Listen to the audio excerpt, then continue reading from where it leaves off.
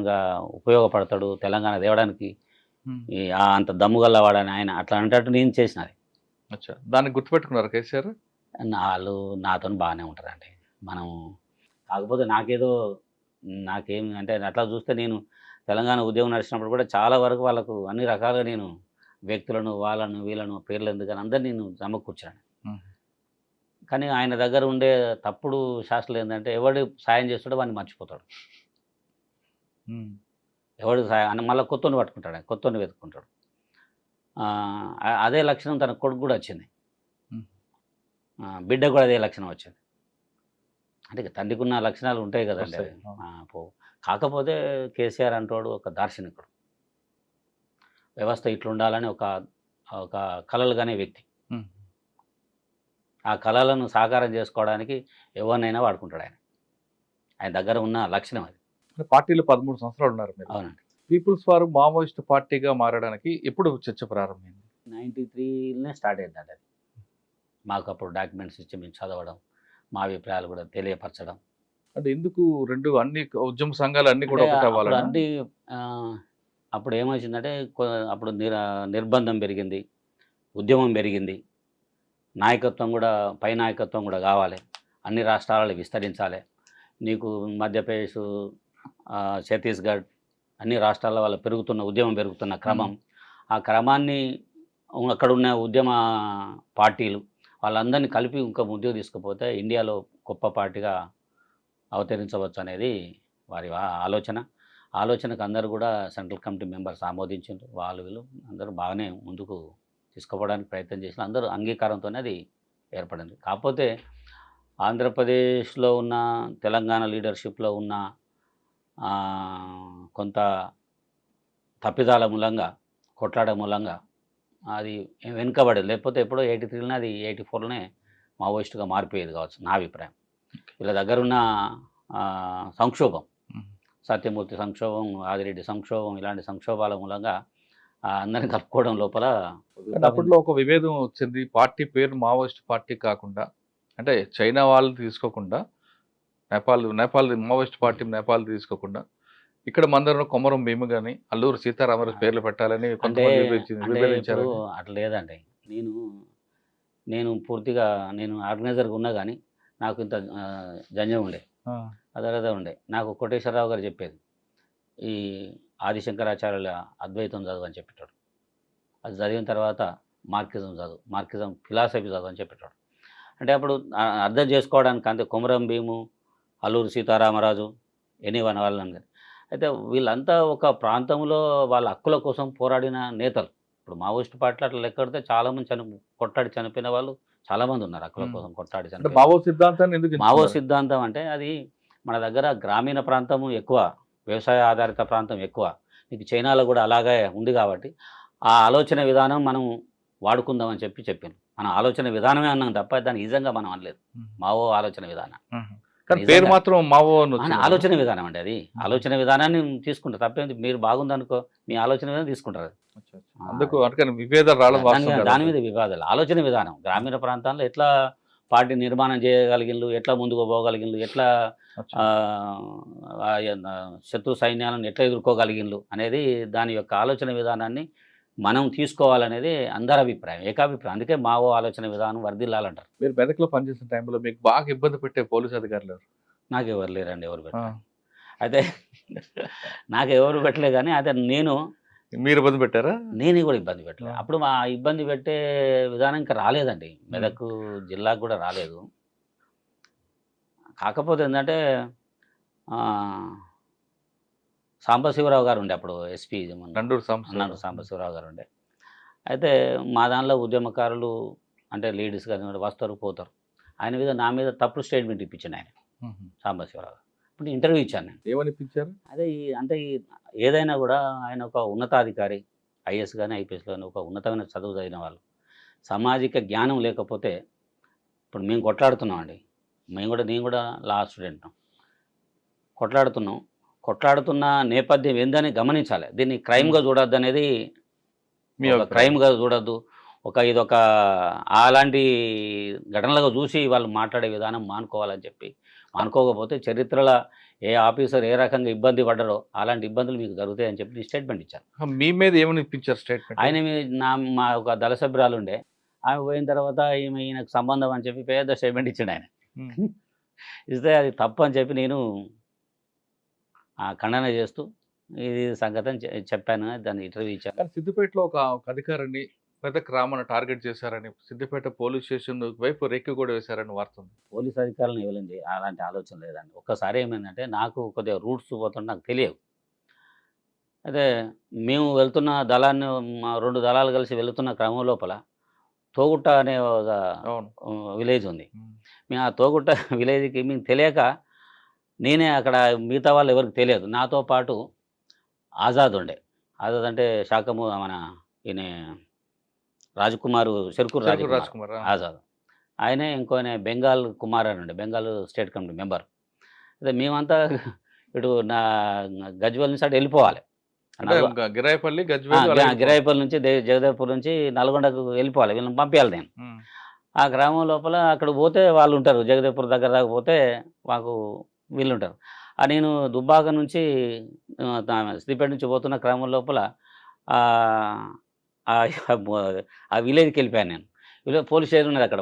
నేను వెపన్ పట్టుకొని నిలబడి తోగుట్ట పోలీస్ స్టేషన్ బ్యాంక్ అని చెప్పి చదువుతున్న క్రమంలో వాళ్ళు చూశారు. చూసిన వాళ్ళు బాగా భయపడిపోయి ఓ అంటున్నా మేము కూడా అరే మనం లేని కర్మానికి ఈ ఊరికి నాకు బాట తెలియక దీనికి వచ్చామని చెప్పి పక్క నుంచి మళ్ళీ వెళ్ళిపోయాను.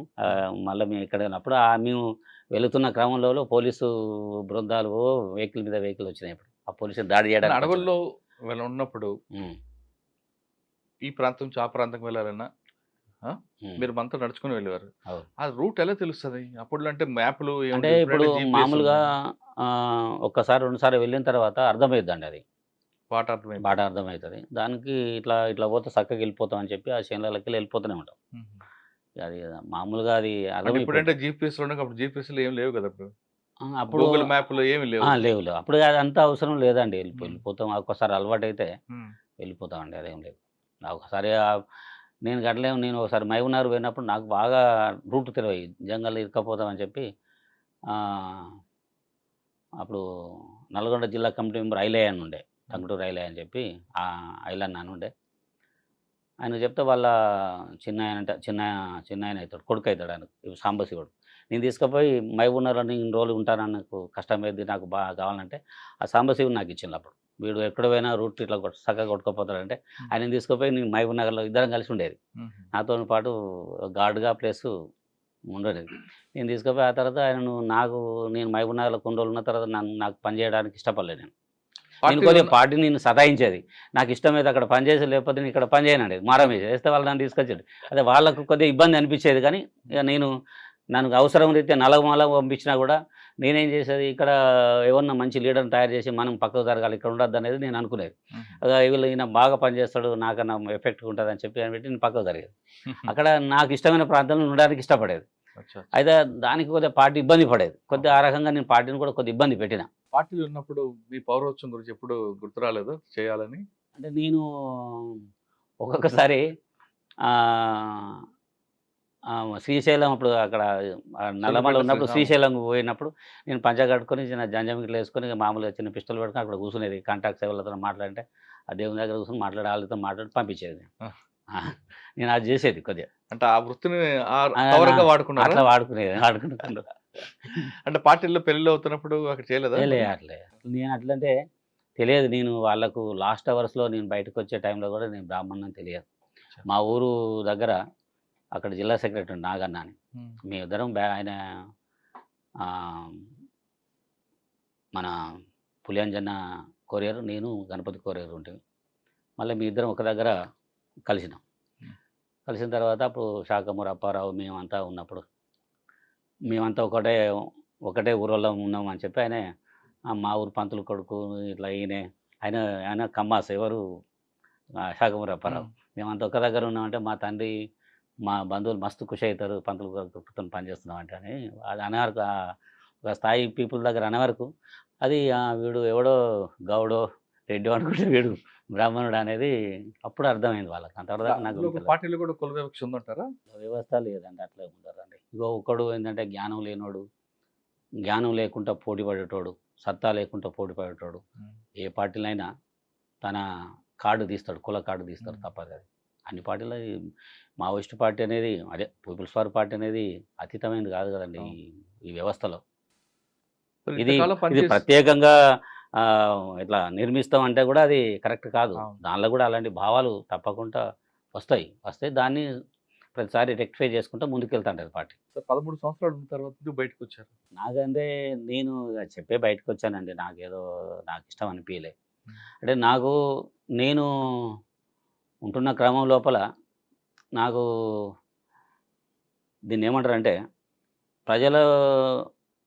ప్రజల అమాయక ప్రజలను కానీ మనకు ఎవడో చెప్పిన దాన్ని అపోహపడి వాడిని చంపడం కానీ నేను నేరంగా భావించాను. నేను ఇప్పుడు కానీ ఎప్పుడైనా నేరంగా భావించాను. ఇన్ఫార్మర్ల పేరుతోని మనం ఏ ప్రజానీకం కోసం పనిచేస్తున్నామో ఆ ప్రజానీకం వాళ్ళనే మనం ఇన్ఫార్మర్ పేరుతో చంపడం నాకు ఏమైనా చర్యగా నేను బాగా పార్టీలో స్ట్రగుల్ చేసింది. చాలాసేపు మాట్లాడినా అది ఎవరైనా చేసినా కూడా నాకు పులేం చేయకూడదు అన్నాడు. అలాంటి వ్యక్తులు చేసిన మనం బయటికి అంటే డిమోట్ చేయని చెప్పి నేను నాయకత్వంలో కాబట్టి డిమోట్ చేసే అతన్ని అని చెప్పాడు. కానీ దీన్ని మార్పు తీసుకురావాలి. నేను దాన్ని సస్పెండ్ చేసిన అనుకో నా వ్యక్తిగతంగా వాడు ఏం చేస్తాడు, వ్యతిరేకత పెంచుకుంటాడు అని చెప్పి దీన్ని వ్యక్తిగతం కాకుండా ఒక శక్తిది ఇలాంటి తప్పుడు చర్యలు చేపట్టకూడదని చెప్పి ఒక వ్యవస్థ ఉండాలి అనేది నేను కోరుకునేది. అప్పుడు నేను బాలగోపాల్ దగ్గర ఉండి చదువుకున్నాను. మా నాన్నగారు ఇతని దగ్గర అరే బాలు నాకు కొడుకుంటాడు నీకు చదువుకో అని చెప్పి ఆయన రూమ్ నుండి చదువుకున్నాను. నేను చాలా ఏళ్ళు చిన్నప్పుడంతా ఆయన దగ్గరే ఉండి చదువుకున్నాను. అయితే నేను ఇట్లంటే బాగుంటాను కదా, మా దగ్గర బాగా అన్ని ఇలాంటివి జరుగుతున్నాయి అన్నా, నువ్వు దీనికి నాకు సరైనది అనిపిస్తలేదు అని చెప్పి ఒకసారి ఉత్తరం రాసిన నేను. అట్లే నాన్నని కూడా కలవాలని అనుకుంటున్నా అని రాసిన నేను. మళ్ళీ ఉత్తరం రాసిండు, బాగానే ఉన్నాను నాన్నకి ఇట్లా బాగానే ఉన్నారు, నీ అభిప్రాయం కరెక్టే, నాకు కూడా అదే లోపల ఉంది, నా అభిప్రాయం నీ అభిప్రాయం ఒకటే రా తమ్మి అని ఆయన రాశాడు. రాసిన తర్వాత నేను ఎక్కడెక్కడ హత్యలు జరిగినాయో ఈ కాలు తీసేయడం అంటే నేను చిన్నప్పుడు బాలల రామాయణం మహాభారతం చదువుకున్నాను. ఈ కాలు తీసేయడం, తలలు తీసేయడం, ముక్కులు చెవులు కోసేయడం నాకు రాక్షసులు బొమ్మల కథ బొమ్మల రామలో రాక్షసులు చేసినట్టు అనిపించేది. ఇది వీన్ని వ్యతిరేకించాలి, దీన్ని ఉండకుండా చేయాలనేదే నా పార్టీలో ఉండకుండా చేయాలనేదే ఎడ్యుకేట్ కావాలి పీపుల్ కొట్లాడుతున్న విప్లవకారులు. మీ అభిప్రాయం చెప్పారు పార్టీ? నేను చెప్పాను, వాళ్ళు ఆమోదించాను. వాళ్ళు దానిలో దీని మూలంగా కరీంనగర్లో మనకి ఇబ్బంది వస్తున్నది. కరీంనగర్ కరీంనగర్లో అదే చెవులు కోసేసి ముక్కులు కోసేసి కాళ్ళు నరికేసి చేతులు నరికేసి అంటే అలాంటి అక్కడ ఉన్న నాయకులే ఇక్కడికి వచ్చి పనిచేస్తున్నారు కొంతమంది. అంటే వాళ్ళ యొక్క ఆలోచన విధానం ఇక్కడ కూడా అదే మొదలు పెట్టే వరకు ఇది సరైనది కాదని నేను కొద్దిగా బాగా కొట్లాడేది అది చేసిన తర్వాత ఇది టోటల్గా ఒక రూపాంతరంగా మార్పు రావాలంటే దీనికి ఒక మాట్లాడేటోళ్ళు కావాలనే ఆలోచనతో నేను బాలగోపాల్కి ఒకసారి చెప్పి ఆ రిపోర్ట్ అంతా నేను తెచ్చిచ్చిన ఆయన. నాకు తెలంగాణ మాతో చదువుకున్న నాతో క్లాస్మేట్స్ అంతా ఆయా జిల్లాల ఉండేవాళ్ళు నాకు ఈ రిపోర్ట్ కావాలంటే ఆ రిపోర్ట్ అంతా నాకు తెచ్చిస్తే నేను అప్పుడు బాలగోపాల్కి ఇచ్చిన. బాలగోపాల్కి ఇస్తే ఆ బాలగోపాలు దానికి బుక్ వేసాడు, చీకటి కోణంలో బుక్ వేసాడు, అదంతా చూపెడుతూ బుక్ వేసినప్పుడు అది ఎవరు వేసినట్టు నా పేరు చెప్పాడు ఆయన. వాడు అమాయకుడు, నా దగ్గర ఉండి చదువుకున్నాడు, వాడికి ఏం జ్ఞానం లేనివాడు, వాడు మాట్లాడుతుందంటే మావాడు అది తప్పే అని చెప్పి ఒక ముఖ్య నాయకునితోనంటే ఆయన మావోయిస్ట్ పార్టీకి చెప్పాడు. వీడెవడు రవీంద్ర ప్రసాద్ ఎవడు అంటే నాకు నా పేరు పూర్తిగా తెలియదు. ఎక్కడి నుంచి అంటే మెదక్ అన్నారు, మెదక్ ఎవడంటారు, నా పేరు ఉన్న వాళ్ళకు కూడా రవీంద్ర ప్రసాద్ పూర్తి పేరు ఎవరికి తెలియదు, ఇప్పుడు కూడా సరిగ్గా తెలియదు ఎవరికి. రామన్ అంటేనే వాళ్ళకు పేరు నమోదు. రామన్ నన్ను అప్పుడు ఆయన అడిగిండు, ఎవరు సంతోష్ రెడ్డి అడిగాను, తమ్మి నువ్వు ఇట్లా చేసినావు అంటే నేనే చేసిన వాస్తవమైన నాకేదో అనిపించింది. అది నాకు కూడా ఉంది కానీ అట్లా మనం పార్టీ వ్యతిరేక కార్యక్రమాలుగా చేసినట్టు పార్టీ భావిస్తుంది, దానికి అపాలజీ చెప్పాలంటే అపాలజీ ఏమన్నా రిపోర్ట్ ఇచ్చిన మనం చేసింది పేపర్లలో వచ్చింది, అన్నీ వచ్చినాయి, పేపర్లలో వచ్చింది, ఇది వాస్తవం చెప్పడానికి ఏమున్నది దాంట్లో. ఏమన్నా నేను ఇదంతా చేసినా నేను ఆరోపణలు చేస్తే మనం చేయండి ఆరోపణ చేస్తే తప్పు, నేనైతే చెప్పాను. నేను అని రిపోర్ట్ ఇచ్చినందుకే నువ్వు తప్పని చెప్తే ఎట్లుంటుంది, కట్టెట్లుంటుంది. ఇప్పుడు నాతో పాటు నాకు ఎవడెవడు ఇచ్చిండో మళ్ళీ రిపోర్ట్ కావాలంటావు, ఎవడెవడు నీకు ఏ జిల్లా కమిటీ ఎవరు ఇచ్చిండు ఇవన్నీ అడిగితే నేను చెప్పానని అన్న. అది కరెక్ట్ కాదు, నేను కూడా భావిస్తున్నా, మీరు ఎట్లన్నా ఏమని అనుకున్నాను అన్న. నేను ఉంటే పని చేస్తే పోతా. అప్పుడు నల్లారెడ్డి గారు కలిసింది, ఇది మంచిది కాదు అట్లా ఇట్లా అని చెప్పాను మా జిల్లాలో. అంటే సరేనా, నేనైతే పూర్తి అభిప్రాయం పడుతున్నా. నేను మీరు కావచ్చు, ఇప్పుడు నేను కాపుని నోరు మూసుకొని ఊరుకుంటా, కానీ నేను అది మంచిది కాదు. నా దగ్గరనే ఈ పలానా ప్రాంతంలో నీకు ఆ జగదేవ్పూర్ ఆ చుట్టుపక్కల ప్రాంతంలో ఇట్లా వాని ముక్కులు కోసేయడం, చెవులు నా కళ్ళ ముందు జరిగినా కూడా నేను జిల్లా కమిటీ మెంబర్కి చెప్పినా కూడా అతను వినలే ఆ బాధ్యుడు.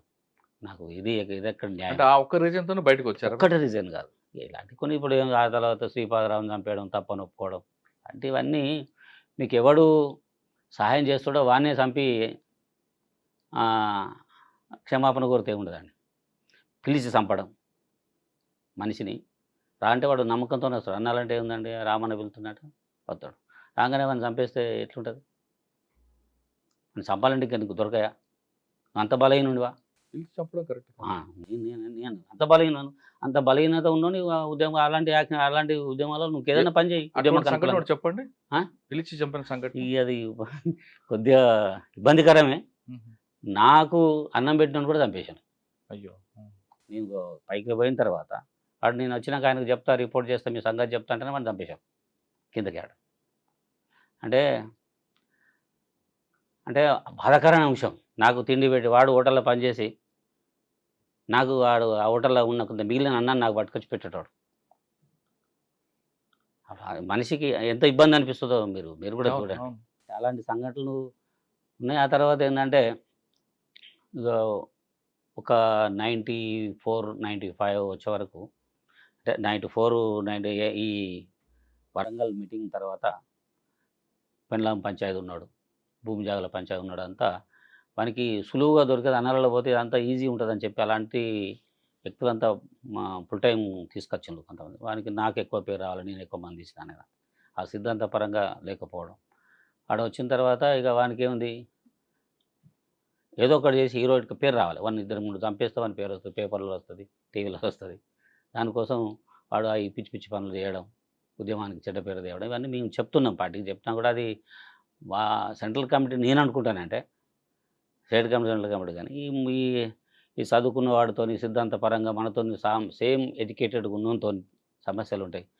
మామూలుగా వచ్చిరానంతో ఉంటే పనికి వీడు ఆర్డర్ పాస్ చేయగానే వీడు చంపేస్తాడు, కూర్చొని లేమంటలు ఎత్తాడు అనే ఆలోచన విధానం ఆ స్టేట్ కమిటీ, సెంట్రల్ కమిటీకి వచ్చి ఉంటుంది. ఆ భావజాలమే వీళ్ళు ఇక్కడ కింద ఆ విధంగా మీకు ఎదురుపడ్డ వ్యక్తులను చెప్పలేను. ఆ భావజాలం ఎవరి దగ్గర ఉండవచ్చు, తెలివికల్లో దగ్గర ఉండదు, తెలివి తక్కువ ఉన్న దగ్గర కూడా ఉంటుంది. వాడు కూడా కొన్ని కారణాలు చేస్తే సెంట్రల్ కమిటీ మెంబర్ కావచ్చు, స్టేట్ కమిటీ మెంబర్ కావచ్చు, అవుతారు, తప్పకుండా అవుతారు. ఎందుకంటే ఒక్కొక్కసారి ఏం లేకున్నా ఇప్పుడు రిజర్వేషన్లతో కూడా అవుతాడు. ఇవన్నీ కారణాలు ఉంటాయి. అంటే